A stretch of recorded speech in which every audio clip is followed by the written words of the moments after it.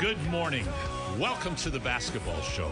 I'm your host, Paul Sir. Glad to be back in the studio with Ryan Reed. Ryan, thank you for taking care of things so well last weekend with our good friend Doug McClain. It was great, and actually this morning, confession, I was almost late. My phone died, so when I woke up, I looked at my phone, and it was time, but I was considering just going back to bed, because I was like, my alarm wasn't gone off yet. And actually, yesterday, my mom texted me at I think 9:15. She's like, "No basketball show today?" And I freaked out. I had like a confession sorry text texted to you ready to go. So she scared me to death, saying that, thinking I missed it. And I was like, "What am I doing?" And she apologized. But that's tremendous. Well, yeah. I was hoping she did it on purpose, but good for you, Mom Reed. That's fantastic. But you guys did such a good job, Doug. Having the privilege of calling both the Stingers 3x3, FIBA 5-on-5 with Doug. He's just such a high-quality guy. And anybody who listens to him when he calls the Pandas and Golden Bears games for the University of Alberta always has a great experience. And speaking of Golden Bears, we have the longtime head coach, Barnaby Craddock, in our second segment today at 10:20. Going to talk about the Golden Bear basketball team and season.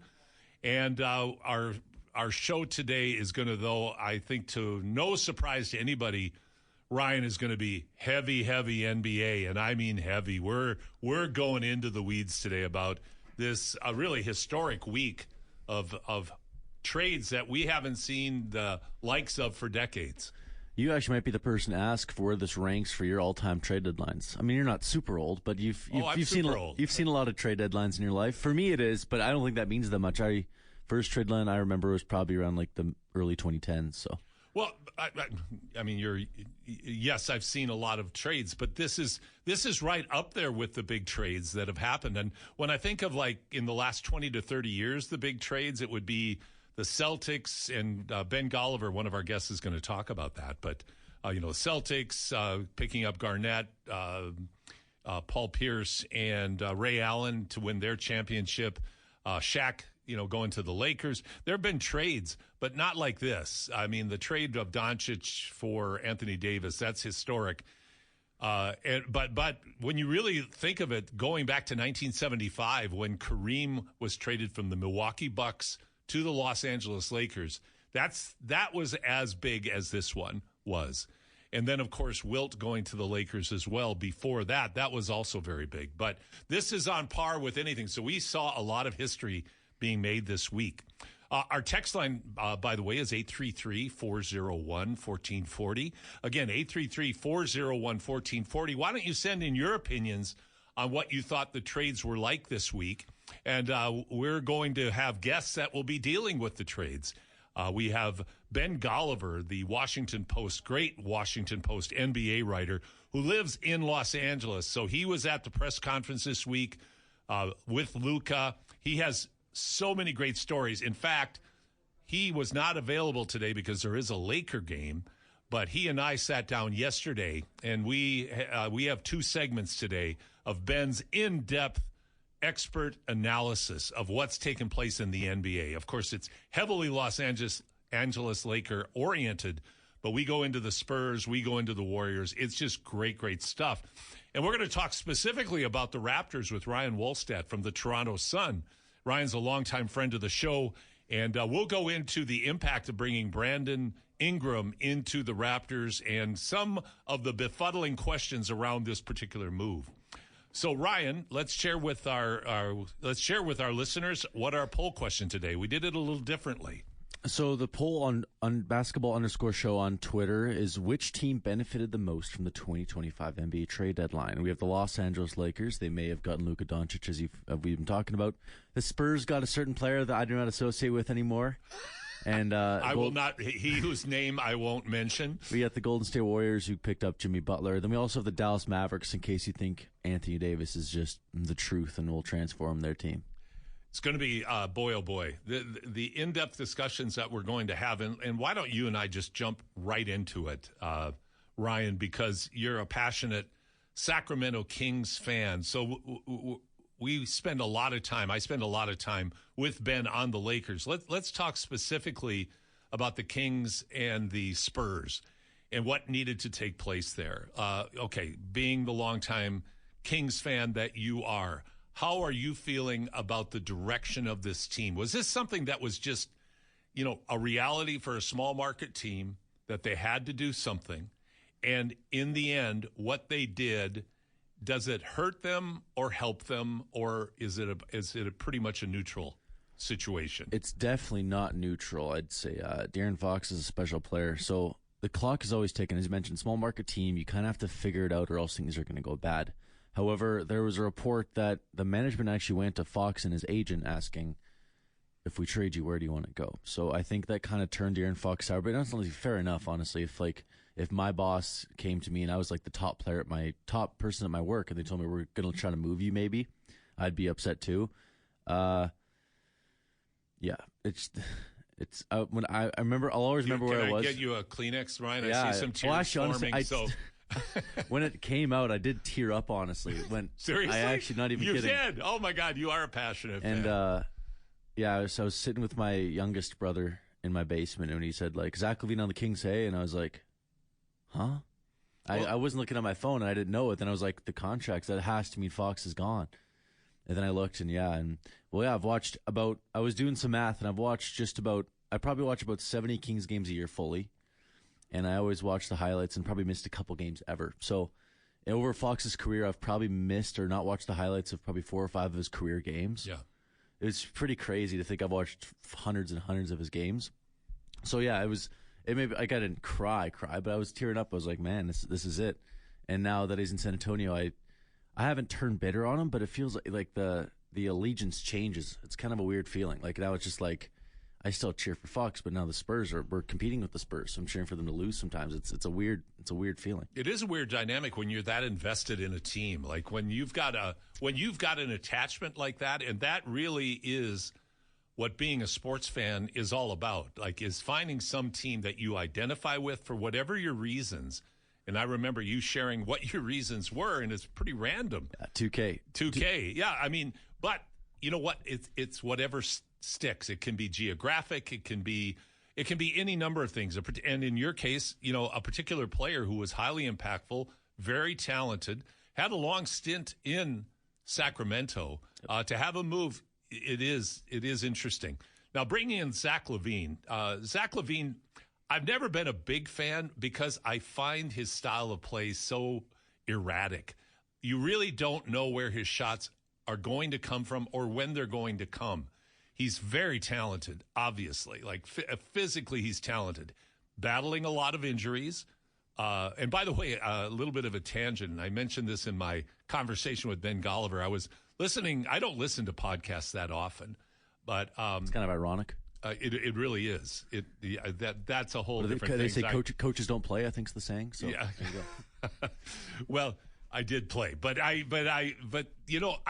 listened to a podcast, and it was very highly critical of the modern NBA athlete and the amount of injuries that keep players out of long stretches of games. And this guy was going off on, why was it so different in the NBA 20, 30, 40 years ago when players were oftentimes playing 70 to 82 games a year, where now that's harder and harder to find. And in the case of Zach LaVine, Zach has had a lot of injuries over his career. So hopefully he stays healthy. The pairing, I guess, where I look at San Antonio right now, Ryan, not San Antonio, I'm sorry, Sacramento right now, Ryan, is that I just don't see where the chemistry is going to come from. DeRozan's a strange player for chemistry. Zach LaVine, and I'm not saying they're bad players, they're really good players, and I'm a big DeMar DeRozan fan, but I love Sabonis. Like, he's one of my very favorite players in the NBA. But I just look at Sacramento, and it just looks to me like they had to make a business decision. The business decision is made, and they're going to do the best they can to put a competitive team on the floor with these pieces, and they're back to work in the boardroom right now to see what they have to do in the offseason. It's weird. We try to do this thing where the Kings try to do this thing where rebuilding on the fly, and it doesn't really work. So when we're trading Fox, instead of getting a haul of picks and some young assets, we say we just want a player to keep us afloat, so to speak. Zach LaVine is a very talented player, as you mentioned, is a 45% from three. Like, he's an incredibly talented player, but him throwing him in the lineup, we don't have a player in our starting lineup that would be considered elite defensively, and we probably only have one that's considered above average. So the starting lineup is Malik Monk, who's incredibly talented offensively, as everyone knows, incredibly explosive. Defensively, a little lax. Zach LaVine at the 2, again, incredibly offensively talented, but lax in defense. DeMar at the 3, incredibly offensively talented, but in defense, not really. Keegan Murray at the 4 is a shooter, but he can guard the best player typically. But again, he's not superstar defensively. And then Sabonis at the 5 is not a rim protector. So that starting 5 is tough defensively. And as I've watched, obviously, the couple games since we've traded him, and it just looks rough at times. It's everyone just cutting through us like it's butter. Yeah, defensively, I mean, let's just face it. They're not going to be an elite team. Anytime this 8 year. 8 to 12 seed. That's kind of and hopefully so.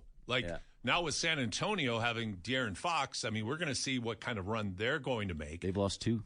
Since I know. It's interesting. I think Believe the last me, I'm keeping track. Why? I bet you are. But the last one, 117, 116, I think. And Fox's game winner got taken off the board. Like he hit it, but then there was. Yep. But that was against Charlotte, and that's not a good loss. That's a tough loss. That's a bad loss, even with a new player in your lineup. So we'll see. I'm curious to see how these two young talents gel now, and if that's enough to get them into the playoffs at all. One of the teams that I'm really curious about is Golden State, because the adding of the maligned, for good reason, Jimmy Butler into the Golden State rotation is going to be really interesting. But I think, like, one thing about Jimmy Butler is he's a proven playoff performer. We all know what Steph Curry's like in the playoffs, and Draymond Green to a lesser extent. I mean, Draymond Green is probably about 70% of what he was, where Curry's probably 90% of what he was at his peak. And so Butler kind of in that same range when he's healthy and when his head's right. He should fit in well to Golden State, but the problem will be, and we're going to touch on this later too, but the problem is going to be they're just not that good. Now, I'm going to ask you a specific question. How do you feel about Wiggins being traded? Do you think Wiggins was treated fairly? Do you think his contribution to the Warriors was diminished? I mean, he was an all-star, I think, 2 years ago. All-star starter. All-star starter 2 years ago in 23. Yeah. Okay. What happened? Is it just Andrew Wiggins being Andrew Wiggins as he's been throughout his career? Is that the year where he finally put it all together and got his head right and really put out 100% on the court and showed how talented he was, but also how good a basketball player he was? But what happens to Andrew Wiggins, in your opinion? Well, in Miami, he's going to be the second and third option, but second option at times behind Tyler. Then Bam Adebayo has moments too, so he'll get a chance to flourish. And the Heat culture is definitely something. I think his role in Golden State was heavily underrated. So Steve Kerr was incredibly upset about the trade. He said tears were shed when they were telling the players, like, they called them back in from the warm up and they said there's a trade, and that was when Andrew was traded and a couple other players. And Steve Kerr said Andrew Wiggins is one of his favorite players he's ever coached, and they said he's a really good soul. And also, on the same note, speaking to Andrew Wiggins, when Pat Riley met with Jimmy Butler when he first signed in Miami, they popped a bottle of champagne and they were talking, and Pat Riley asked Jimmy Butler, who's the most talented player you've ever played with? And Jimmy Butler said Andrew Wiggins. Yeah. Which is it's like going through the players he's played with, it's like, wow. That says something. He played with Derrick Rose. He played with Karl Anthony Towns. He's played with a lot of talented players. He said Andrew Wiggins, and it's kind of ironic they're traded for each other now. I think Wiggins takes not a jump because he's already been an All-Star, as you said, and he's won a championship as the second, third best player. But I do think he averages 17.6 points per game now. I think he can get to around 20 with the Heat, and I think he'll play his role perfectly fine, and they'll be a borderline playoff team like they always seem to be.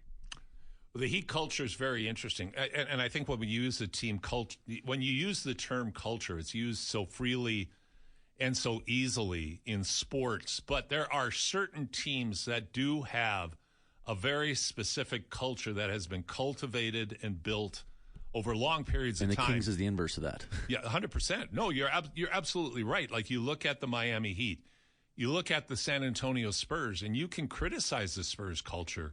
because they have maintained their culture over their performance for a number of years, because there's only one way that the San Antonio Spurs go about building their teams. And, so certain teams, Denver's built a nice culture. Oklahoma City is building an unbelievable culture. And then there's other teams that are just reactionary. Like you mentioned, you would put the Kings in that category. Golden State is the Mavericks apparently too. Well, obviously, yeah. Like, and that mystery will be dissected for years to come of how this trade came about. And I think the biggest factor that people find most controversial is, where are the draft picks? Like, you took Doncic at 25, who led your team to the finals last year, and out of nowhere traded him, and they didn't get any draft picks for him. Like, that's where the big controversy has to be dissected, and where people will be really questioning the validity of this trade and why it came about at all. But going back to Golden State and to Andrew Wiggins, I hope he thrives in Miami. I mean, Pat Riley, Eric Spoelstra, they have a very specific culture, and I hope that he is able to go there, because he is a really good guy. He's been up and down with all that talent that Jimmy Butler described. He's been real up and down in his career, and I think a lot of people have felt he's been underwhelming a lot of his career. And he came into his own a couple of years ago. He's kind of wavered since then. We don't know on the outside what affects players, what's going on in their lives, what's going on really with their health, all of those things. But the fact that he was a number one draft pick, the fact that he's obviously from Canada, and he, by all intents and purposes, everybody that encounters Andrew says he is exactly as Steve Kerr described him, a really good human being.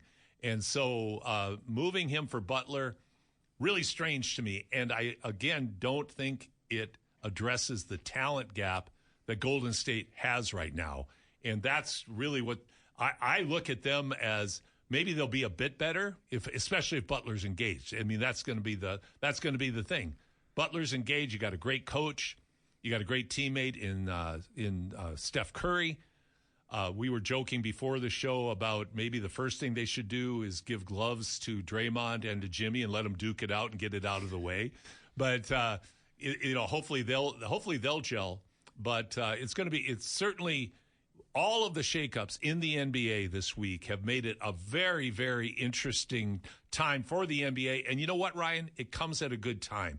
It kind of felt like it was just kind of galumping along. Now we've got serious changes. Oh, great for ratings. I mean, the games are going to be off the charts, as will the jersey sales be for Mr. Doncic. So we're going to take a break right now. When we come back, we're going to bring the head coach of the University of Alberta Golden Bears, Barnaby Craddock, onto the show, and we'll talk U Sports, Canada West basketball, here on the Basketball Show with Ryan Reed and myself, Paul Sir, on the Sports Leader, Sports 1440.